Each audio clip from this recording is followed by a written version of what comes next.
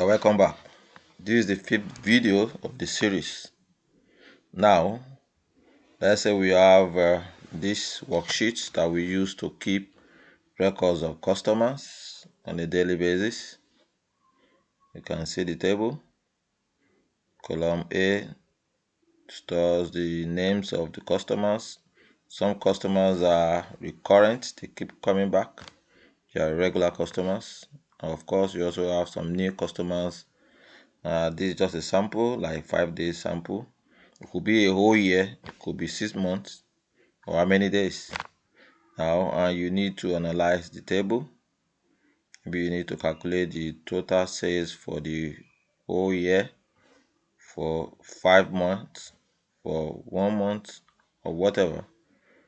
You also need to know how many items you sold within the specific period, and how many items so customers bought. Well, let's jump into it. Now, the first one is, what is the total sale, or the total for the period we are analyzing? We have 5 days here and 5 days data. Let me show you. Let me scroll it and see 5 days. So the first thing we need to do is to enable create from selection that we have learned earlier. I've done that to the worksheet. So let's move on with the first one. You want to calculate the total sales for these 5 days. Already we have a total for each day. You can see them. But how can we use a single formula to calculate total sales? In the case like this, where we have quantity sold for each item, you can see item column. This is item column B is item column. We have sample items that maybe you have item 5, 2, 1, 3, whatever, being purchased by different customers. But we want to calculate the total sales for this. We're using a single formula. When we have quantity on the table and we have unit price, you can use equal to sum products. Formula. When we have quantity and unit price, and you need to calculate the total, so sum products is the best choice in that case. So now we'll start equal to sum products. I want to multiply the quantity column and the unit price column. So I can type quantity column is selected, comma, then unit price,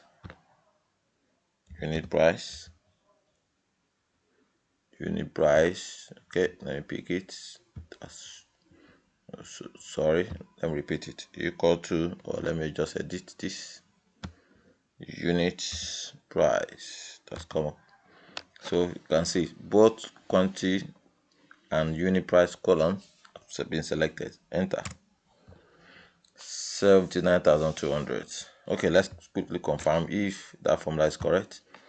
Of course it's correct. Let's do it manually.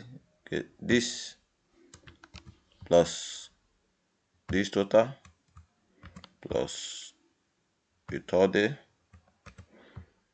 the fourth, plus, let's see, the last day there, just to confirm it is correct. Enter. Let's see, you can see it's the same.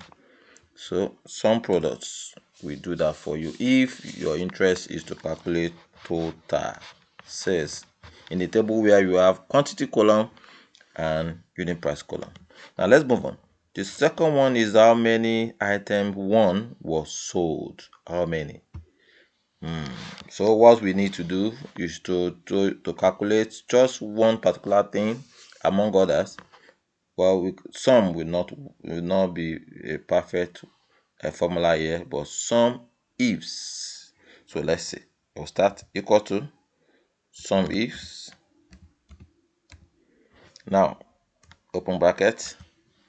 You can see, looking at the example here, the first thing is your sum range. That is, which range do you want to add up for us to get the answer to the question asked here. Which range? Since we are talking about how many, that is quantity range, so I can type quantity. Quantity range is selected, then followed by what you can see criteria range 1. That is, which range is the criteria we are looking for? The range of item. So let's type item. It's also selected, comma. Next, criteria 1. What is the criteria in item range? Our criteria is item 1. So put it in quotes. Item. Yes, item 1. Let's see. Now we can close the bracket. Enter. So we sold 52 of item 1 over this 5 days period. Okay, let's see another one. How many item 5 was did Bill James bought? So how many item 5 did he buy? Let's see. I use the formula again. So we have like 2 different criteria here. So Sumifs from brackets. Again, which range are you summing or you're adding up? How many? So it's still quantity. So I'll say quantity, comma. So what's the criteria range 1? Could be customer range. It could be item range. So let's start with customer range. Sometimes the range might not be selected. So let's find out if it will be selected. Customer range, it is not selected. So let's just manually do like this. Go there, from here, click, hold your control and shift down, press arrow key down to select downwards to the last. So good. So that is from column A to column A46, comma. And what is the criteria within this range? The criteria is Bill James. Bill James. James in quotes, comma. Now the second criteria is the item. Okay, so item column is selected. Well, what is the criteria within the range? Criteria is item 5. Put it in quotes. Item 5. Now let's close the bracket.